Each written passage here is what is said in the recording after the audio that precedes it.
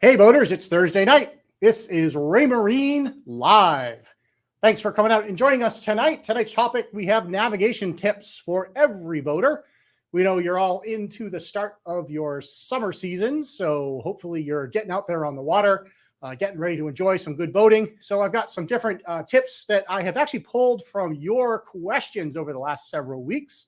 A lot of common questions that come in about how to do different things on Axiom's chart system. So that's going to be our theme tonight, mostly navigation stuff. But of course, at any point along the way, if you have a question, please go ahead and drop those into the comment box, either on YouTube or Facebook or Twitter, wherever you happen to be watching tonight.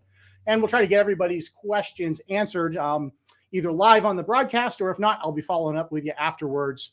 And of course, if you have more detailed questions or more detailed help too, you can always shoot me an email and we'll get my email address up there before the end of the show tonight. So before we get started, just a little bit of news from Raymarine, things that have been happening over the last couple of weeks. Of course, we launched our Lighthouse 4 software update for Axiom. And I know a lot of you have updated to it. I've heard from you over the last several weeks, and a few people had a couple of issues with it. We went back and did some investigation, and we did issue a little patch. So the latest software version is software version 4.00.77. And that is available on raymarine.com, or you can get it through the Wi-Fi interface on your Axiom and download direct to your display. So we did correct a couple of little minor issues we were having with it. So if you're seeing anything weird with your Lighthouse 4, pop up to that latest version. That should correct it. And if you need any help with that, certainly drop a comment in or shoot me an email. So our topic for tonight, we're going to be talking about different navigation topics on Axiom. Most of it is going to be in our Chartplotter app, which I have running here next to me on our Axiom XL24. So the first thing I want to talk about, this is a question that actually came in last night, and it's about chart vectors. So Mr. Producer Man, if you could bring my Axiom up full screen for me. And I am going to bring, there we go, bring this into view. So the chart vectors, so let me zoom this in a little bit so you can maybe see a little more detail, a little less distraction, what we've got going on here. Chart vectors are these lines that project out from the boat icon. One of them is blue, one of them is black. And what these vectors represent are the boat's heading and the boat's course over ground. So the question that was posed to me was, what does the length of the vectors actually mean? Why sometimes can I not see the heading vector on the display? So let me kind of explain where you get to these, how you set them up, and why they are useful. So there's actually 4 different vectors in play here. I have all of them turned on at the moment. The blue one here with the little double arrowhead on it is your course over ground vector. And that is coming from your GPS. So your course over ground is the direction your boat is tracking over the surface of the earth as calculated by GPS. The length of the vector represents how much distance you're going to travel over the next several minutes, and you can choose that distance in the setup of this. The black vector represents your boat's heading, and that is going to come from a digital compass, usually your autopilot, but you could have another electronic compass sensor on board, maybe something like an AR200 or some other standalone compass device. But that's the key difference between course over ground and heading. Course over ground comes from GPS. Heading comes from a compass. And then the length of the heading vector is derived from the boat's speed through the water. So rather than using GPS for this, we are using a paddle wheel or an ultrasonic sensor that is in the water. So the other 2 that I have turned on here, this yellow arrow actually represents wind direction and speed. And this icon here actually represents tidal current flow. So this is the direction the current is coming from and the speed of the current. So set and drift. I actually pulled it up as data boxes on the screen as well. So this arrow is representing a set of 080 at a drift speed of 1 knot. So we're getting pushed slightly to the east-northeast by the current in this scenario. So how do I turn all these on? Well, I have my mouse here, and this is representing my finger. So I go to my boat icon, and I give it a long press, and you get this pop-up menu that has boat icon related features. And right here, I have my heading icon turned on, my heading vector. I have my course over ground vector turned on. And the length of these vectors right now is referenced to 1 minute. So I'm going to close this just for a second, and let me zoom out just a touch. So in 60 seconds or 1 minute, my boat is going to be wherever the end of this arrow is, if all things remain the same. If I speed up and put more speed on the boat, that arrow is going to grow longer because I'm going to cover more distance in the next 60 seconds. If I pull the throttles back, that arrow is going to shrink dramatically because I'm obviously going to cover less distance in 60 seconds. So the vectors are kind of cool for showing you where you're going to be, as long as you remember the length that you have them set to, whether it's set to 1 minute out or 3 minutes out or 6 minutes out. And there's a bunch of different options here. It's set under this reference period. So I can go anywhere from 10 seconds all the way up to 60 minutes. So if you were doing some, open ocean, big water cruising, you want to see, where's the boat going to be in an hour? You can bump these all the way out to 60 minutes, and it'll project that out as far as you want to go. And obviously, you're going to have to range the chart out a bit to see that. So the other part of the question that one of you posed to me was, why sometimes can I not see the heading vector unless I set the vector length to infinite? So let me just show you what infinite vectors look like. I'm going to go back here and long press on my icon. I'm going to turn on infinite vectors, and notice it grayed out the reference period. So what it did is now it's actually disregarding the boat's speed, and it's just purely showing me a projection line of where the boat is going to be. So I can kind of see what I'm going to run over in some time in the future, as long as I stay on the same course. Now, what you'll notice all the time is the heading vector and the cog vector, the course over ground vector, they don't necessarily line up. And this is where it's actually kind of useful to have all this information at your disposal. The disparity between those two vectors is actually a result of the current that's pushing on the boat. So I could turn off this current indicator altogether, and I could still see that I have current in play because my cog and my heading vector do not line up with one another. You may remember times when you've been boating in a significant current, and the boat might be crabbing, right? It's pointed in one direction, not your heading, but it's actually tracking in a slightly different direction because of the current or maybe the wind. So that is your course over ground. So when you go to infinite vectors, we're actually disregarding the speed inputs to this and projecting the vectors out. So regardless of what speed sensors you have available on your boat, in infinite mode, you'll be able to see all of the vectors. In normal operation, that heading vector is looking for a speed through the water paddle wheel. And a lot of power boats in particular nowadays don't have them anymore. It used to be that every boat had a little pitot tube sensor for water pressure that would, they'd use that to derive speed, or they'd have a paddle wheel. And then they went high tech and got these ultrasonic transducers. But ultimately, a lot of power boats, it doesn't really matter the effects of the current on them. If the current is pushing you around, you just, push the throttles forward a little more and apply some more power. And there's some maintenance involved with a speed through water paddle wheel. You got to keep it clean. You got to keep the barnacles and the crud from building up in it. So rather than subjecting you to the extra maintenance, a lot of boat manufacturers just don't put that in the boat anymore. But if you want it, it is something that you can add to your system. There's some pretty cool options out there. Either basic paddle wheels or Airmar makes ultrasonic sensors that read off the particles in the water, and they very accurately can calculate that water flow. But that is the vectors. That's where you find them. Just long press on your boat icon. You can use that reference period to set them to a particular length of time. So if you want to see a minute, 3 minutes, 30 seconds ahead, or if you want to go farther, you can do that. Or if you're just someone that wants to see, what is the boat going to run over, you can put it to infinite mode, and it'll project those vectors out all the way to the edge of your chart and beyond. And as you range out, it'll continue to project those out. So that is vectors. Next up, I want to talk a little bit about tides. But before we do that, I'm going to cross one topic off. Let's take a look at the questions, because questions are really what makes this program work. So Christian, he got in early. Congratulations. You were the first one on tonight. Your questions popped up before we even went live. And he wants to know, is there a way to customize the engine data screen? For example, where can we put a fuel gauge from one page to another page that has an RPM gauge? Christian, there are some things that can be customized in the engine display pages, and some things are fixed. Let me show you a little bit about how you would do that. I'm going to bring the Axiom back up, and I am going to go out first to my home screen.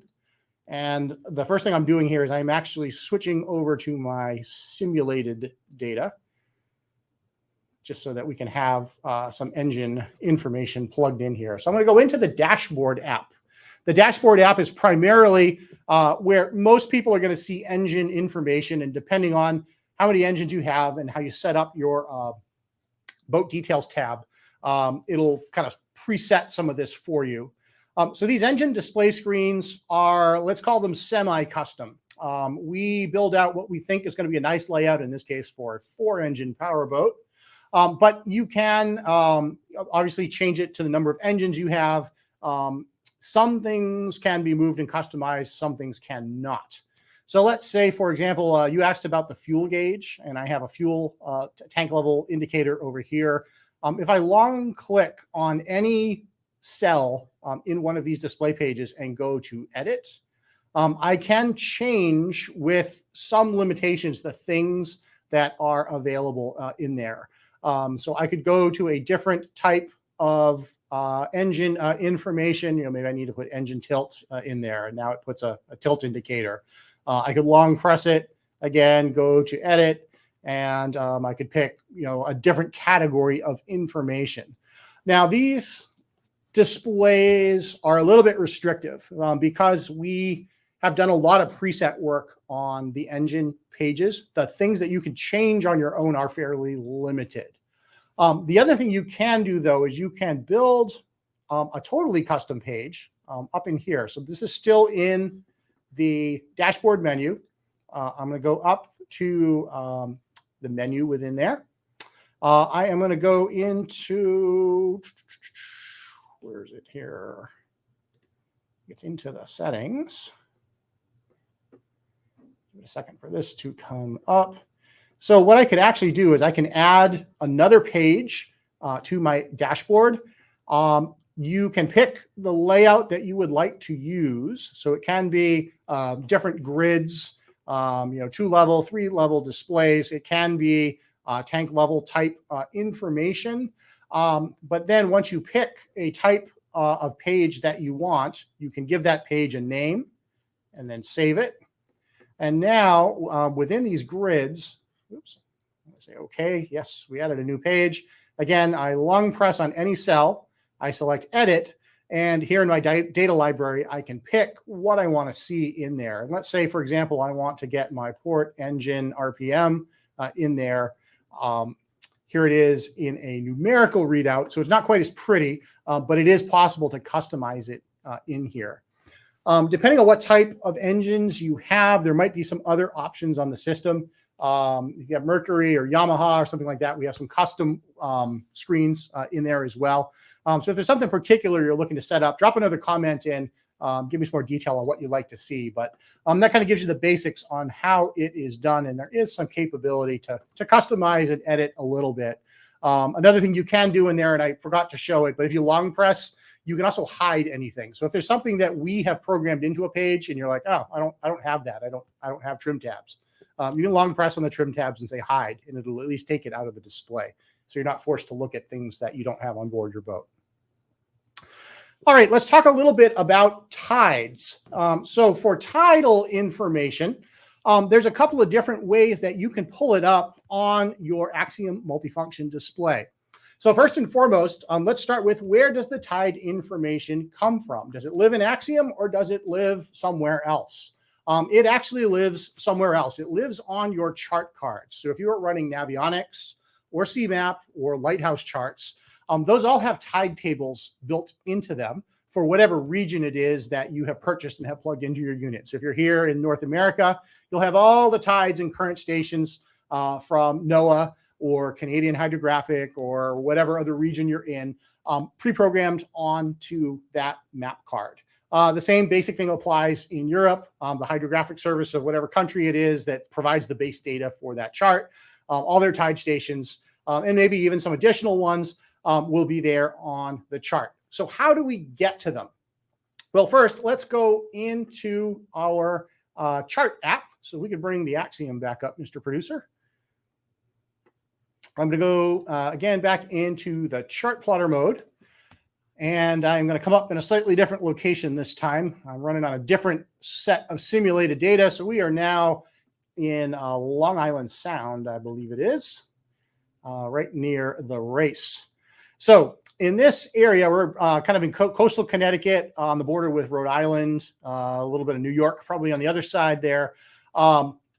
Let's say we want to find the tide. So maybe we have to get a passage back into some place that's a little shallow. We want to make sure we get through there when the tide is right. So there's a couple ways to bring it up. The easiest way is to come up here to the menu on the top right corner. And we have this thing called chart modes. And when I touch it, you'll notice there is a mode called tides. And when I turn it on, the first thing it does is it declutters the chart. It kind of goes into a simplified view. So it strips away a lot of the other stuff. And it allows us to focus on the tide and current stations on the chart. So let me zoom in just a little bit. So you'll notice these big arrows, these boxes represent the height of the tide right now. The arrows represent the direction and speed of the current. And I recognize that you might have a hard time reading these through the web stream. They will look a lot better on your boat, I promise. But these are all of the official NOAA tide and current measurement stations, in this case for Long Island Sound. So I can view at a glance what the height of the tide is right now. You'll notice up here I have some animation controls too. So if I want to see what the tide is going to do over the course of the day, here it is bumping out at 15-minute intervals, and I can see the rise and fall of the tides. I can see the ebb and flood of the current coming in and out. And I can pause it. I can go back to the time right now to get the current snapshot view. I can also go to a future date or time. So maybe I'm planning for a trip I'm going to take next week. I can actually click and look at a particular time up here. I just go to the menu. I go to select date. I pick whatever day it is that I want. So I'm going to bump this forward. Let's go to January 15th of 2024. And I hit save. And it's going to recalculate for me. And you should see up here, January 15th, 2024. Now we're looking at tide and current predictions for that. So that is the easiest way to bring up tide and current stations, is to go into tides mode. But you don't have to do it that way. Let me go back to the normal detailed navigation chart. So you can see it brings back, I have some contour relief turned on. I have AIS contacts. It brings back all the nav aids and all the other stuff. So I'm out here on the chart. I am going to zoom in a bit. Oops.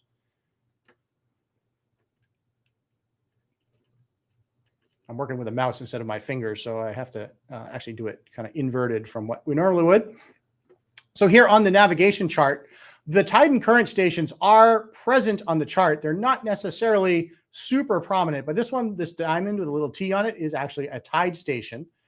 If I long press on it and go to more options, I can see this is a tide station. And if I touch on it, I will get the graph for the day. So I can see rise and fall, ebb and flood. I also get sunrise, sunset, twilight, all that sort of stuff on here as well.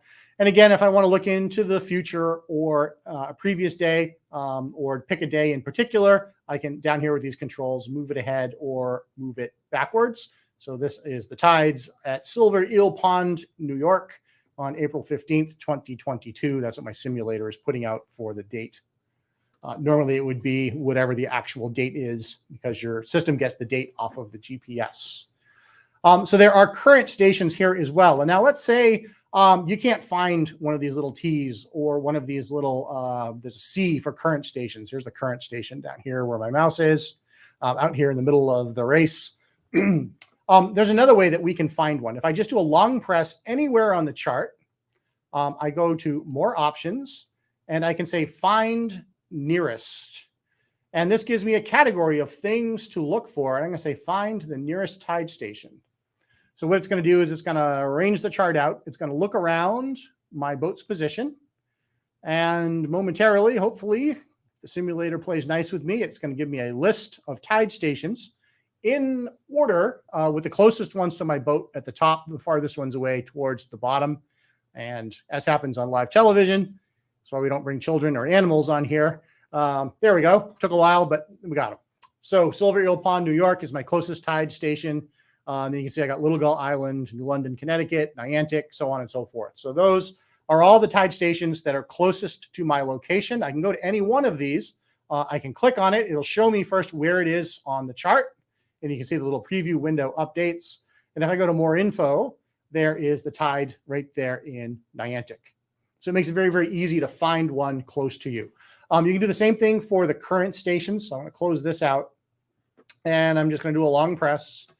I'm going to go to more options. There's always something good here in this more options menu. And I'm going to do a find nearest. And this time we'll look for a current station. And it's going to do the same thing. It's going to scan the chart. It's a little pokey because my simulator is running. On your boat, this is going to be a lot faster.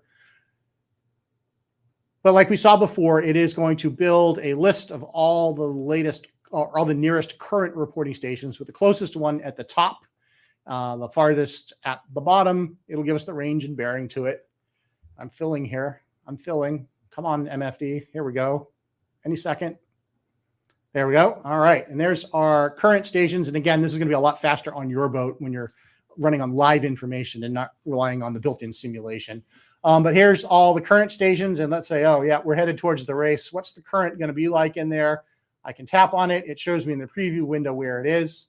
And if I go to more info, here we go. So I can see at any given time where the current is going to be flowing, what speed. I can see where the peaks are, what times I might want to avoid that, or at least be prepared for when I'm going to come through. Down at the bottom, you can see it gives you an indicator of which way the current is going to be pushing. So that is tides and currents. Pretty easy to get to. So again, you have that tide mode up here in the menu. Just go to menu, mode, and then tides. And that is my favorite way to do it because it just makes them all visible. It pops them right up. And you get some data right at a glance, too. You can see what the tide station is doing. You can see if it's rising or falling. And you got your animation controls. And then you have current arrows out here as well. Or you can go in and do the find nearest, search for one near you, and pop it up that way. All right, let's take a look at questions again. I saw a whole bunch of them coming in. John Phillips. How are you doing, John? That's a great picture. Can the Axiom Plus 9 act as a bridge or router to shore Wi-Fi? So your Axiom Plus 9 can connect to shoreside Wi-Fi. So it can connect to get access to the internet for its own purposes. It's not really creating a hotspot for other devices on board your boat, though. That said, we do have a device that does that. We have a device called YachtSense Link. We're going to do an episode on it probably in a couple of weeks because we're supposed to start shipping them next week. I know a lot of you have been asking me about that too. YachtSense Link is a marine 4G router. And what's kind of cool about it is it does a couple things. You can put 2 SIM cards in it for your 2 favorite wireless carriers. And it can get 4G service off the wireless network. It remembers your marina Wi-Fi, your home Wi-Fi, and all the other Wi-Fi hotspots it encounters. So when your boat comes back to your dock or dock you've been to before, YachtSense Link will automatically shift all the traffic off of the mobile network and back onto the shoreside Wi-Fi network. So you're not eating up your data plan. And then when the boat gets underway, it'll automatically shift all of the network traffic back over to 4G wireless. So I think that's kind of what you were looking for, and that's really the device for it. It does some other cool things too. It does geofencing. It has some light digital switching in it. It's got 4 channels that you can use to remotely control some devices on board your boat. You can log in and stream NEMA 2000 data. You can access your Axiom system remotely with it. So pretty cool device. There's a whole bunch about it up on Raymarine.com and some videos we did back at the Fort Lauderdale boat show, I think it was. Miami boat show, sorry.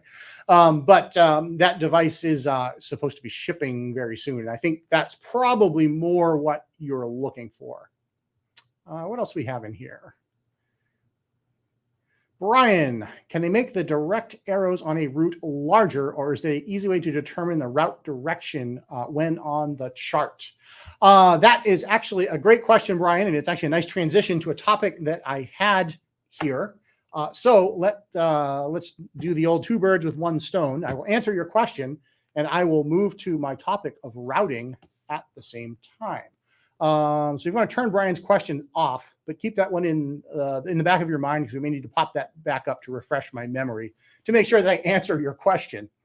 So a question that I wanted to cover was automatic routing, or routing of any kind, and then we'll take a look at the route that it generates to answer Brian's question.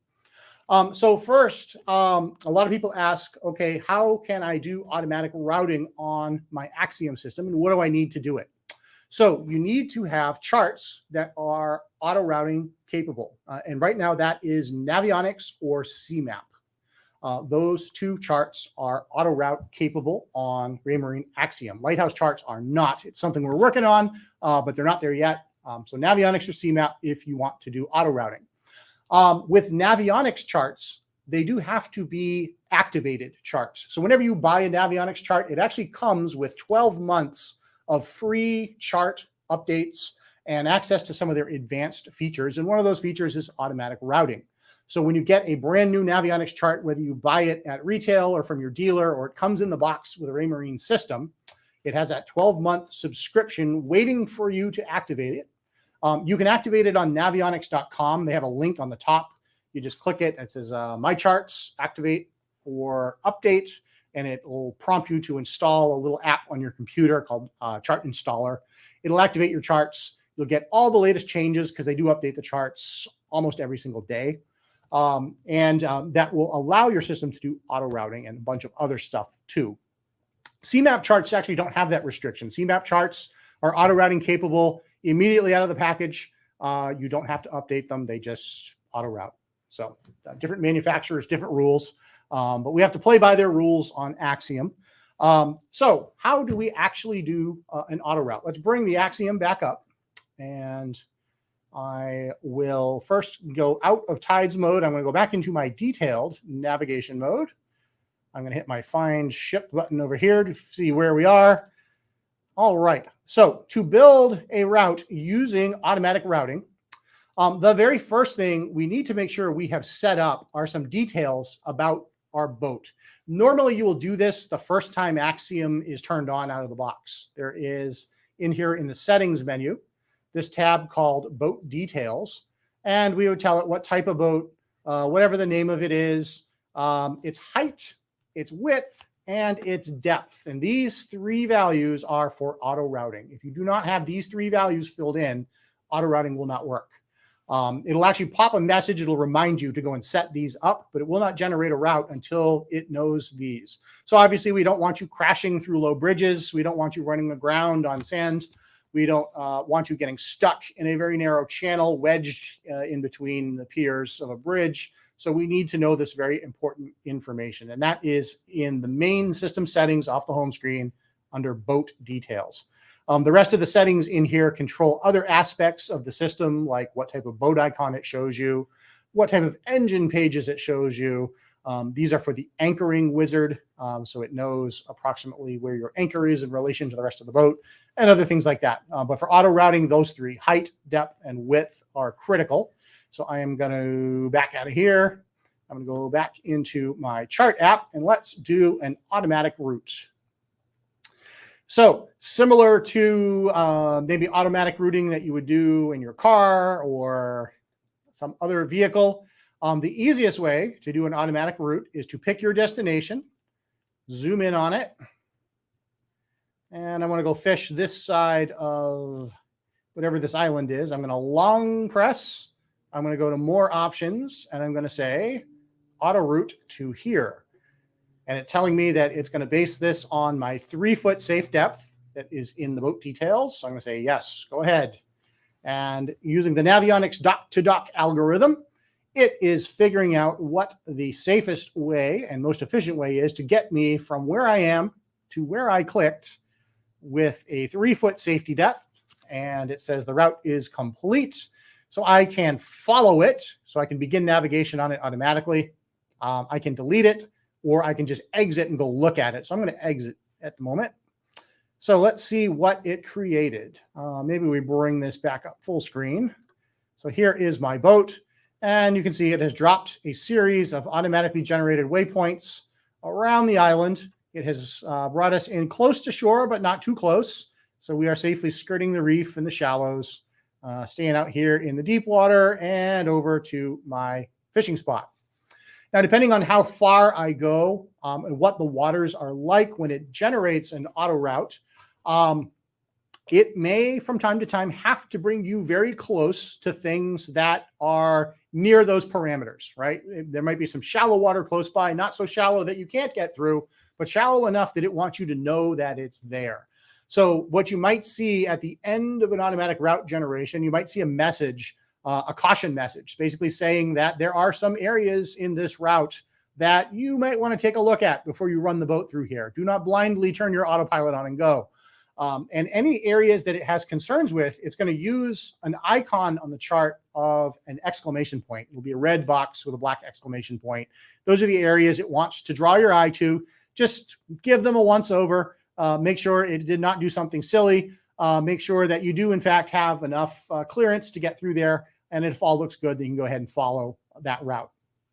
So now that we have generated a route on the system, let's kind of flip back to Brian's question about directional indicators on the route. And you can see that is something that we added a couple of updates ago. It is a relatively new feature on the system. But when you're looking at a route as it is plotted, there are directional arrows on each leg of the route showing you which way the route is intended to be followed. And with any route, once it's saved on the system, you can reverse it too. So if you want to, follow it to your favorite restaurant, eat lunch, and then follow the route in the other direction to get back out and go home, you can do that. And when you reverse the route, it'll actually flip the directional indicators. And for the purposes of following it with an autopilot, that reverses the direction of the route. So the autopilot goes the right way. There is another way to do an automatic route. Let's bring this back up again. If we could, Mr. Producer Man. Let's say I want to build an automatic route, but I do not want to build the route from where I am right now. I could be doing some planning for a future trip, or I'm going to hand steer the boat through a certain portion of it, and then I want to auto route from there out to a destination. So it is possible to do that as well. Let me show you how to do it. So right now, our boat is sitting over here near the race. I'm actually going to first go and stop this route. Actually, we're not following it anyway. It's just up there on the screen. All right. So we are going to build, we're going to build a new route. So I'm going to go to a slightly different location, and I am going to start over here. So I'm going to use this auto route to get over to this fishing spot. And then I want to plan in advance how I'm going to get to my next destination. So what I'm going to do is I'm going to long press here. I'm going to say build route. So I notice I have a green flag. That is my starting point. Now, all I have to do is go to wherever my destination is going to be. So maybe, let's see if we can get up in here. We're going to go up to Stonington Harbor. A little shallow in there. I'm going to find someplace else just because I see that it's kind of shallow in there. Let's see if we can get up this river over here. So there's a couple of marinas. Maybe I'm going to go right up here. So I long press and I say auto route to here. So what it is doing is it is now building an automatic route. It is disregarding where the boat is located. So it doesn't care where we are. It is starting where I clicked the first time, and it is finishing at my destination. Here is one of those warnings that I talked about earlier. The suggested route passes really close to some skinny water, so please take a look. So let's see what it did. I'm going to go back and review the route that it built, and notice through here, oops, zoom in.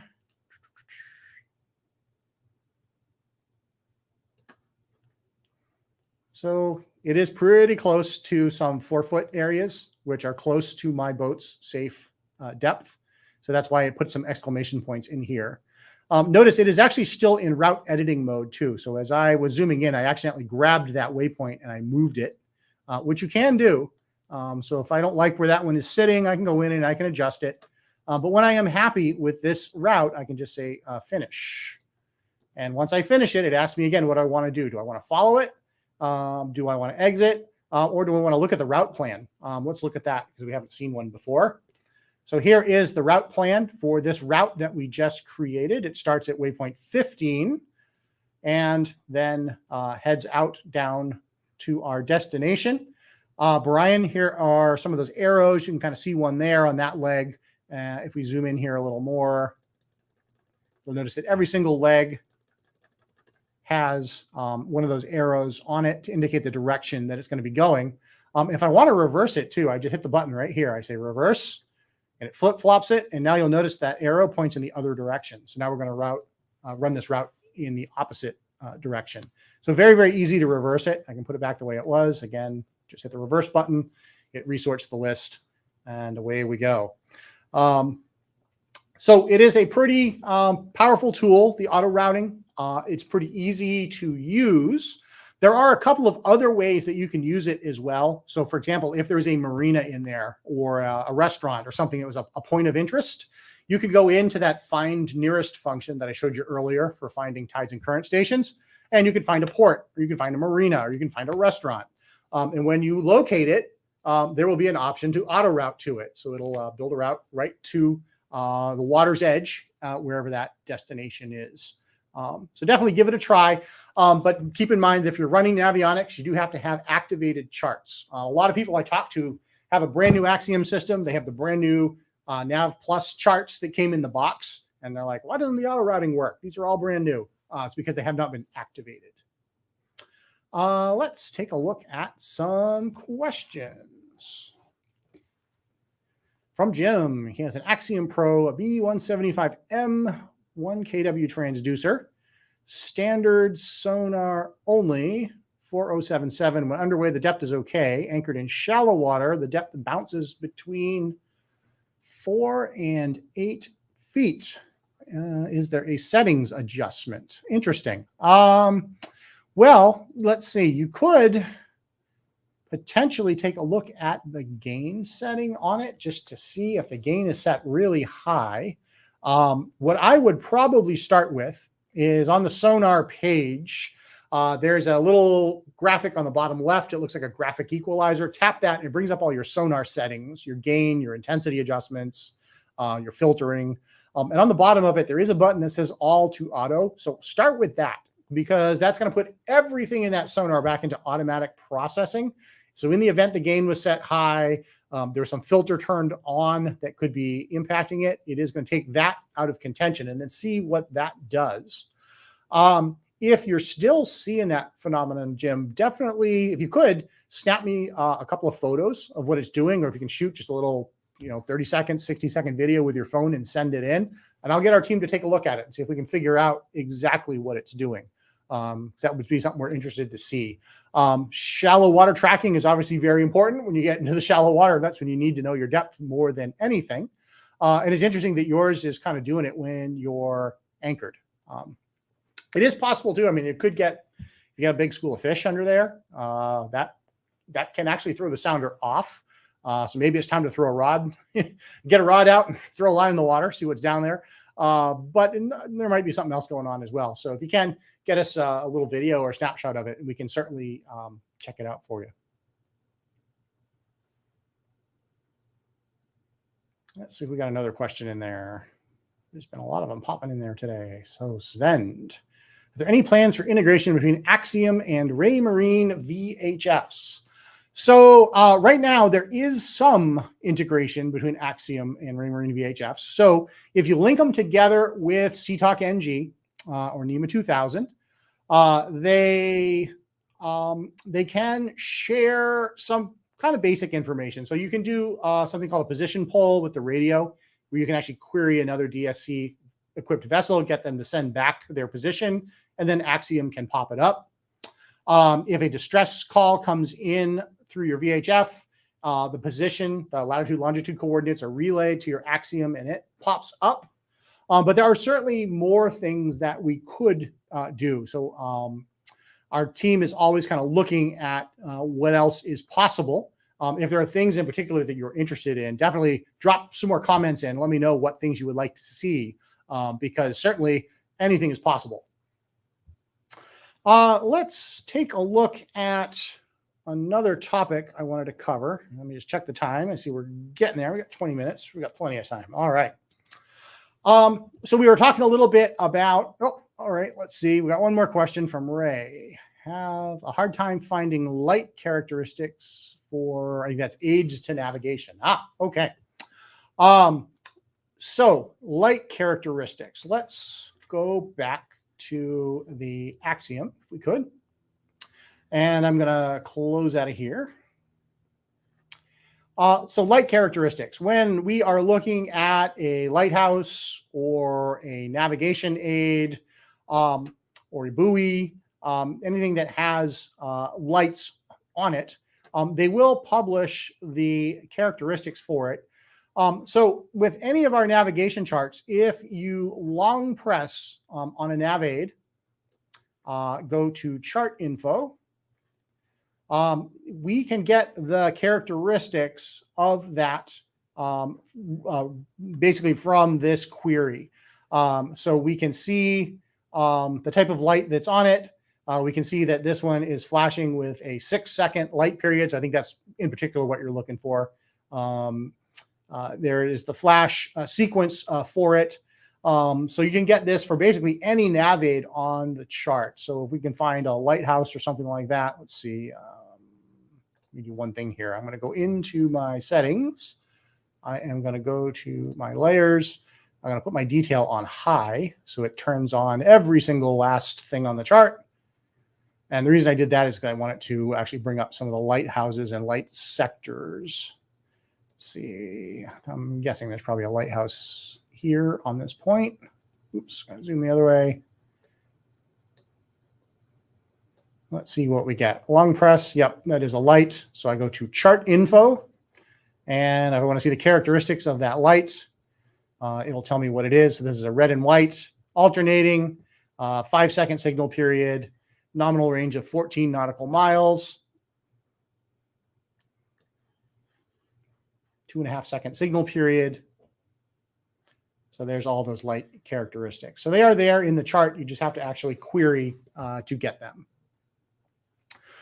All right. So we have been talking a little bit about routes and following routes. Another question I get all the time is when I am following a route, either just with the chart plotter or following it with the autopilot, the waypoints don't advance at the right time. Often they advance either too soon. So I'm not quite at the waypoint yet. I'd like to get closer to it before the autopilot advances, or the waypoints are advancing too quickly. So I'm not even close to the waypoint yet, and the autopilot is already moving on to the next one in the sequence. I'm not ready. So where can I make adjustments to that? So there are actually a couple of different settings that control what we call waypoint auto advance. And they're located in Axiom's alarms menu because it is considered a navigation alarm on the system. It's a system-wide setting too. So when Axiom approaches a waypoint, it'll actually send an alarm out through the whole network. So it notifies the autopilot, it notifies instruments, it notifies other MFDs that there is a waypoint that we are approaching, it's about to advance, so that anywhere on board the boat, you can hear it, you can see it, you can acknowledge it. So let's take a look at where we can control that and some of the options we have built in. So we're going to go back to the Axiom again for a second here. And I am going to open the home screen. And I want to call your attention to the alarms menu down here on the bottom. And when I open it, I have 3 tabs. So I have active alarms. These are alarms that are sounding right now. I don't have any. I have prior alarm history, so I can see anything that has previously gone off. And then I have alarm settings. So down here in the settings options, we have lots of different alarms that we can turn on or turn off. And I want to look at this section here called Waypoint Arrival. So I can turn the Waypoint Arrival alarm on or off altogether. So if you don't want to be notified about Waypoint Arrival, you can turn it off. But assuming I turn it on, I have a couple different options here. I have a base arrival radius. So this is when I am operating with the chart plotter by itself, but maybe I am hand steering the boat. So I can set whatever radius I want. So this is how close I have to get to the waypoint before it will consider us arrived at that waypoint, and it'll advance to the next one in the sequence. So if you are out in the middle of the ocean, doing a big ocean passage, you might want to have your waypoint arrival radius set wider. You don't have to be quite as precise. So it's okay maybe if you're 500 feet or 1,000 feet from a waypoint and it advances and moves on to the next one. That could be okay in some circumstances. But maybe you're doing something like navigating the intercoastal waterway. So certainly in that scenario, 1,000-foot radius on a waypoint is probably not good, because that could put you up into the mud or into the bank or into another boat. So you're going to have to tighten up your waypoint arrival radius. So you can do it right here. You just pop into the menu, and using your finger, or in this case using my mouse, I set it to whatever distance I want, whatever I am comfortable with. So I'm going to set mine to 100 feet. So now anytime I am within 100 feet of a waypoint, that is when it's going to trigger the alarm to say that we have arrived. And then if it's part of a route, it will advance to the next one, the next waypoint in the sequence. Now, let's say I am navigating, following a route, and I have my pilot on, and my pilot is in track mode. So the autopilot is actually following that route. I can actually set different parameters for the autopilot. So the first set here, this would be if I am, if I'm steering the boat, if I'm hand steering, this is if the autopilot is steering. So I can have different values. So maybe with the autopilot, I want it to be even more precise. Maybe I want to go down to, 75 feet, 50 feet, depending on the circumstances where I am navigating. We give you that ability. So you can make it pretty small. There is a limit as to how low you can go, though. In this case, 65 feet is actually the smallest interval. And 65 feet is, in the big scheme of things, pretty small, because most of you probably have a boat that's 20 feet, 30 feet, 40 feet long. So when you're within 65 feet of the waypoint, that's about the time that you're arrived. You're going to be on it in no time at all. So that is the second adjustment for it. The third one, this is kind of a specialized one, and this is called a search route. One of the things that we support in Axiom for our first responders is something called search and rescue patterns. These are patterns they can use so that if someone is lost in the water, if there's a man overboard situation, they're trying to recover a victim, and it's someone that has been in the water for quite some time and they've drifted away from their vessel and they don't know where they are. The Coast Guard has procedures where they can come up on a scene. They can go to the last known position of that victim. They take some quick measurements on scene to determine the drift rate for objects in the water. And then they can build a search route that uses the wind and current effects and projects out over time where that person is likely to have drifted. And we can actually build them an automatic route that they can then steer to very, very precisely search downwind or down current of that location. These things are highly effective. So we have this search route arrival radius setting for search patterns. It is not something just for the Coast Guard. It's actually in your Axiom too. You'll see it in the menu for creating new waypoints or new routes, and you'll see new search patterns in there. If it's something you're interested in, or maybe you're in Coast Guard Auxiliary, pretty cool tool. It is something you can use out there on the water, for real. If you ever had a scenario where you lost a person or an object overboard and you wanted to try to track it, or maybe you're just looking for something fun to do on a Sunday afternoon, you can I don't know, drop a fender overboard, let it drift away, and practice with the search pattern. See if you can find it. Maritime hide and seek. There you go. You heard it here first. Okay, that is Waypoint arrival options. I got one more thing that I want to show you, and then we'll go to all questions till the end of the hour. A lot of people ask about updating charts and how it is done. In particular, we get this most often with Navionics charts in conjunction with the Navionics app. So I brought my iPad in, and I am going to open it up, and I'm going to point it at this other camera that you can't see yet, but you will be able to in just a moment. And all right, let's see if I can get this lined up for you. Come on, camera. Come into focus. Come into focus. And let me get the app opened up. So I'm going to run the Navionics boating app on my iPad. And Mr. Producer Man, we're going to bounce between the iPad and the Axiom probably a couple times. So first, let me show you how you set this up. So this app, Navionics Boating, can communicate with Axiom through its Wi-Fi hotspot. So what you would do is on your Axiom display, if you want to bring that up for me, please, you would go to Axiom's main menu. So let me close out of here.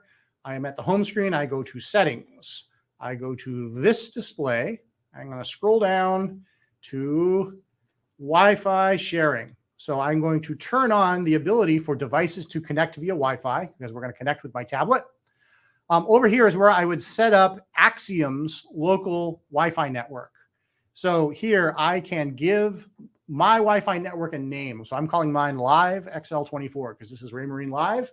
And I have an Axiom XL24, but you might want to call this the name of your boat. So if you're on board the Wet Dream or Smooth Sailing or whatever you got, or whatever you want for your Wi-Fi name, type it in here. This is what's going to show up on your smartphone or your tablet when you're searching for the network. So this is the network Wi-Fi name or SSID if you're technically minded. So give it a name and save it. This is your passphrase. This is the password for the wireless network that you are creating. So I gave mine a super secret, multi-level encrypted, super secure password called Raymarine. And then you would hit save. If you're bad with passwords, you can hit the button and it will show you what your password is, or you can hide it so that your kids don't mess with it. Hit the save button and it saves your password in. And of course, if you want to change the Wi-Fi channel, if you've got lots of wireless devices on your boat, you can do that too. So I have set up the Wi-Fi network on my Axiom. It is now broadcasting. So the next step is I would go over on my iPad. So let's bring the iPad back up, Mr. Producer Man. And I am going to get it turned on. So this being an Apple iPad, and it may be a little bit different on your Android, but it's not terribly different. So I think you'll get the idea. I would go into settings. I'm going to go into my Wi-Fi network. And in this case, I'm going to connect to my network called Live XL24, or yours is going to have the name of your boat, whatever you decided to call your network. The first time you attach to it, it'll ask you for the password, so you'll type it in. So I am now connected to Axiom's local Wi-Fi hotspot. Now, conveniently, this iPad also has 4G mobile service on it with T-Mobile. So I have both an internet connection and a local network connection going on at the same time, which is beneficial for this, but is not required. So I'm going to close out of my settings menu, and I am going to launch the Navionics boating app. And this is what it looks like as it comes up. And the first thing to know is that the app does require a subscription. So you have to be on a paid version of the app, and it's not very expensive. It's $15 or $20, something like that, to get this app going on your mobile device. You also have to have a paid or active subscription on the chart chip that's in your Axiom. So what I want to show you is that as soon as this app came up, it noticed it was connected via Wi-Fi to a Raymarine display. And that's what it says over here in the corner. It has detected my display, and it will automatically begin synchronizing waypoints, routes. It will also update my navigation charts. So in this Navionics boating app, you have to tell it what areas you want to keep on board your tablet or your phone, whatever you're running this on. And those chart tiles are the same tiles that are on your chart chip in your Axiom. So what's kind of cool about this setup is at any time I can refresh the chart tiles on my iPad because I have that mobile access via T-Mobile to the Navionics server. So my charts on my iPad are always up to date. My iPad can take these chart tiles and send them over to Axiom to update my chart that's in the unit without ever removing it. I don't have to do anything. I just basically tell it to sync. The latest chart data is here on my iPad. It pushes it over to my Axiom display. So you'll notice on the iPad here, I'm going to zoom this up just a little bit. You'll notice how some areas are white and then some areas are gray. So on the iPad app, you don't generally have all of the chart loaded on your iPad all of the time unless you want it. You basically have to choose areas and it pulls them down from Navionics and it stores them on your iPad. So here you can see I have chosen Long Island Sound. I have chosen Massachusetts Bay. I have chosen the area around Nantucket. So all of those charted areas are stored on my iPad. And anytime it syncs, if I have newer chart data over here than is on my chart chip, it's going to push it across Wi-Fi and keep my charts up to date. If there's an area that I want to update on my Axiom, and it for some reason is not already in here in my iPad, I can pretty easily add it. So let's say, for example, I know I'm going to be going up to Maine. I'm going to come in here to the menu on the iPad. I am going to go to download maps. I apologize because I'm looking at this upside down. And then in the Navionics app, I would just kind of expand this square to cover whatever area of the map I want. So maybe I want to get this whole section of coastal Maine because I didn't have it before on my iPad. I say download. It is going to request the map from Navionics, and you can see now down here in the corner, and I realize this is really teeny tiny, but it is downloading the map. So the section that I chose is about 400 megabytes. So it's a sizable download, but not ridiculous. And on the 4G network, it comes down pretty quickly. So you can see it's coming down. But what is going to happen is once this download completes, the Navionics Wi-Fi sync is going to push those areas of the main chart over to my chart card over here in Axiom, as long as these are newer.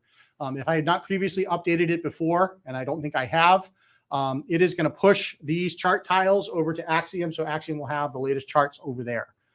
If you want to have all of the charts that are equivalent to what's on your chip, you can do that. You just got to draw your square bigger in the app over here when you do the download. You can download the whole East Coast of the United States if you want to, and it'll automatically push it across. They do send you push messages through the app. So you'll notice at the top, something just popped up and it said Navionics Plus is expired for my USA chip. Working here at Raymarine, I have about a zillion Navionics chips that are activated, and almost every day I have one that expires. So evidently one of my demo chips has expired, and that's what it's telling me. So somewhere on my Navionics account, my chip has expired. But the one I am working on currently here is up to date. And you can see this download is still progressing. And when it finishes, the next time it syncs, it is going to push that data across. So it is a mostly automatic process. You can force it if you need to, if for some reason it's taking a long time to sync or you don't see that little icon pop up on the corner over here. You can actually go into the menu here and tell it to sync with your device. But it does happen periodically every few minutes. So right now it's not syncing because it is in the process of downloading from Navionics the latest chart information. So it is a really convenient way to keep your chart up to date. There you go. You can see it has updated some tiles. They changed from gray to white. So that is probably the wide chart ranges. But you can see it's still downloading data down there on the bottom. And over on my Axiom, when it syncs, I would actually see the same thing. If you can bring the Axiom back up one more time, Mr. Producer, I'm going to bring up the chart. And we're going to zoom out a little bit.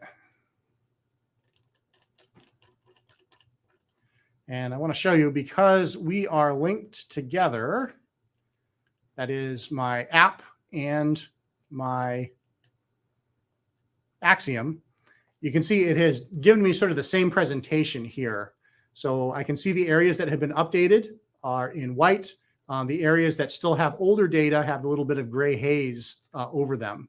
And over time, when that download finishes on my iPad, this area of coastal Maine that I did not previously update, this would all go to white as well.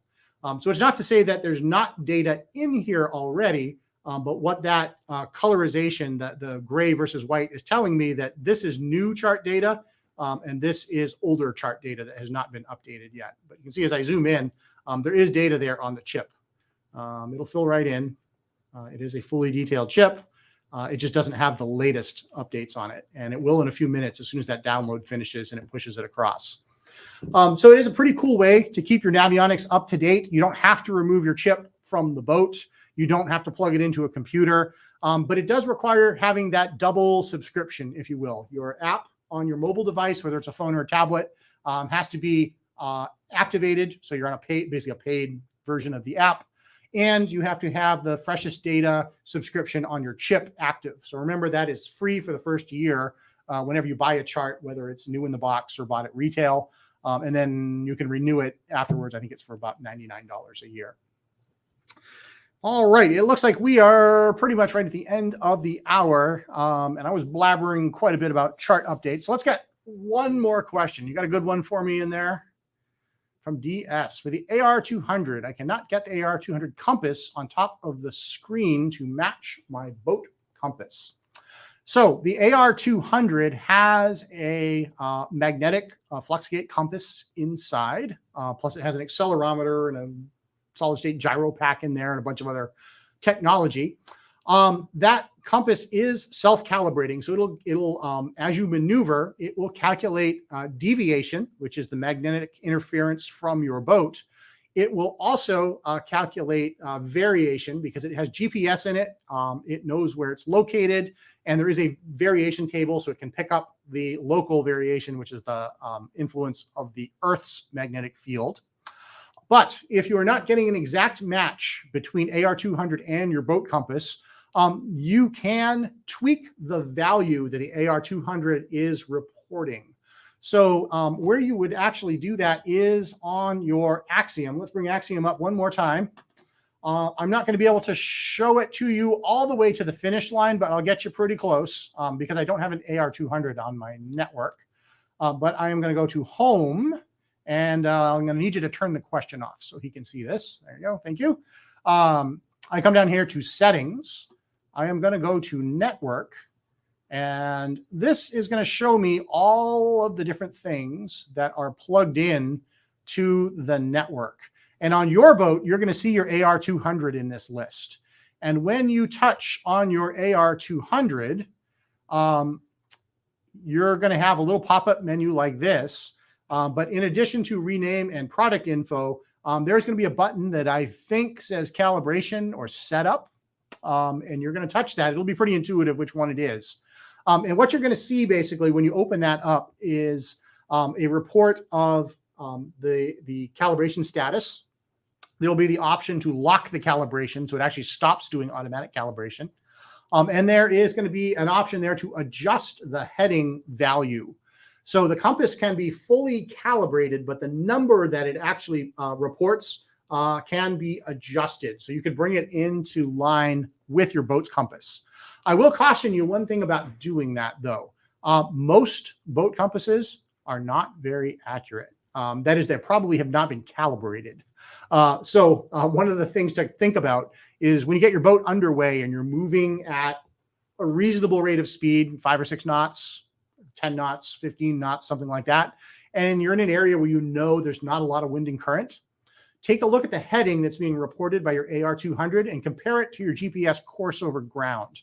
So as long as you're not being pushed around by the wind or the current, the course over ground and the heading on a power boat running at speed should be pretty close, probably within a couple of degrees of one another. And you could fine tune it a little bit. But it is actually not uncommon that the magnetic compass on a lot of boats, they're not necessarily fully calibrated. You can hire a compass adjuster to come out and do that. They'll actually swing that compass and they'll adjust the internals. There's actually mechanicals in there that they can adjust to bring it into alignment. But that could be part of the problem. But do that comparison between cog, course over ground, and heading when the boat is moving in an area where there's not a lot of wind and current at a reasonable rate of speed, and see how those values actually line up. Another tip too, if you have radar and you can turn on the radar overlay on your chart display, you can actually use the radar overlay to calibrate your compass. So when they are out of calibration, the land is not going to quite line up with the radar image, or vice versa. The radar is not going to line up with the land.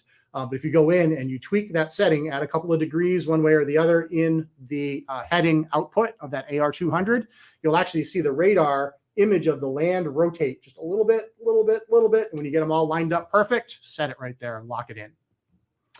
All right, that's where we're going to wrap it up for tonight. So thank you for joining us for navigation tips.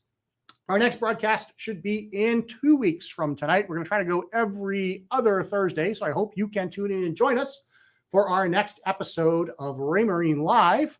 Again, if you have questions or comments, if you are watching the replay tomorrow or next week or next month, I want you to drop your comments in there below as well. I do keep an eye on all of the comments on Facebook and YouTube. I try to get answers to everyone's questions. If you have something more detailed, something more sensitive, if you want to communicate something to me direct, James, James, .McGowan, MCG as in George, OWAN @raymarine.com comes right to me, and I am happy to take questions that way too. So until 2 weeks from tonight, have a great time out there on the water. Be safe, and we'll see you next time on Raymarine Live. Thanks for watching. Good night.